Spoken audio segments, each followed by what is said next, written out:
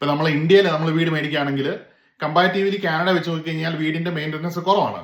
പക്ഷേ കാനഡയുടെ സ്ഥിതി അതല്ല. ഇപ്പൊ നമ്മൾ ഈ ഒരു ഫാൾ സീസൺ കഴിഞ്ഞിട്ട് ഇപ്പൊ ഇവിടെ കാനഡയിൽ വിന്ററിലേക്ക് കിടക്കുകയാണ്. ഇപ്പൊ വിന്ററുമായിട്ട് ബന്ധപ്പെട്ടെന്ന് പറഞ്ഞാൽ വീടിന്റെ ഒരു ഹീറ്റിംഗ് സിസ്റ്റത്തിലാണ് കാനഡയിലെ വീടുകൾ പ്രവർത്തിക്കുന്നത്. ഇപ്പൊ ഫർണസ് എന്ന് പറയുന്നത് വീടിന്റെ ഒരു പ്രധാന ഘടകമാണ്. അപ്പൊ ഈ ഫർണസുമായിട്ട് ബന്ധപ്പെട്ട് ഫർണസിന്റെ അതിന് ഫിൽറ്റർ ഉണ്ട്, തെർമോസ്റ്റാറ്റ് ഉണ്ട്, അങ്ങനെയുള്ള പല കാര്യങ്ങളുണ്ട്. അപ്പൊ നമ്മൾ ഫർണസിന്റെ ഒരു അത് നന്നായിട്ട് പ്രവർത്തിക്കുന്നുണ്ടോ എന്ന് നമ്മൾ മേക്ക് ഷുവർ ചെയ്യണം. അതിന്റെ തെർമോസ്റ്റാറ്റ് ബാറ്ററിയും കാര്യങ്ങളൊക്കെ നമ്മൾ ഈ ഒരു വിന്റർ തുടങ്ങുന്നതിന് മുമ്പ് പ്രത്യേകം നമ്മൾ ഹോം ഓണർ നിലയിൽ ശ്രദ്ധിക്കണം. ഈ ഒരു വിന്റർ തുടങ്ങുന്നതിന് മുമ്പ് നമ്മൾ പ്രത്യേകം ശ്രദ്ധിക്കണം മറ്റൊരു കാര്യം എന്ന് പറഞ്ഞാൽ വീടിന്റെ റൂഫാണ്.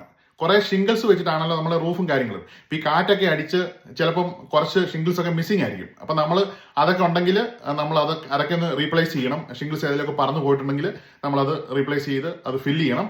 അതുപോലെ നമ്മുടെ ഈ ഗട്ടേഴ്സ് ഉണ്ട്, അതായത് വെള്ളം ഒഴുകി താഴേക്ക് വീഴുന്ന ആ ഒരു ഗട്ടേഴ്സ് ഉണ്ടല്ലോ, അവിടെ ഈ ഫാൾ സീസണിൽ ഇലയൊക്കെ വീണ് അങ്ങനെ ബ്ലോക്ക് ആയിട്ട് കിടക്കായിരിക്കും. അതൊക്കെ നമ്മളൊന്ന് ക്ലീൻ ചെയ്യണം. ഈ ഒരു ഗട്ടേഴ്സിൽ നിന്ന് വെള്ളം ഒഴുകി താഴേക്ക് ഡൗൺ സ്പോട്സ് ഉണ്ട്, അത് വെള്ളം ഒഴുകി താഴേക്ക് വന്ന് താഴേക്ക് വീഴുന്നത്. അപ്പൊ ഈ ഒരു വീടിനോട് തൊട്ട് ചേർന്നിട്ട് ഈ വെള്ളം കുത്തി വീഴാതെ നമ്മൾ ശ്രദ്ധിക്കണം. നമ്മൾ കുറച്ചൊരു എക്സ്റ്റൻഷൻ കൊടുത്തിട്ട് കുറച്ച് മാറി വെള്ളം ഒഴുകി പോകുന്ന രീതിയിൽ നമ്മളൊന്ന് അറേഞ്ച് ചെയ്യുന്നത് നല്ലതായിരിക്കും.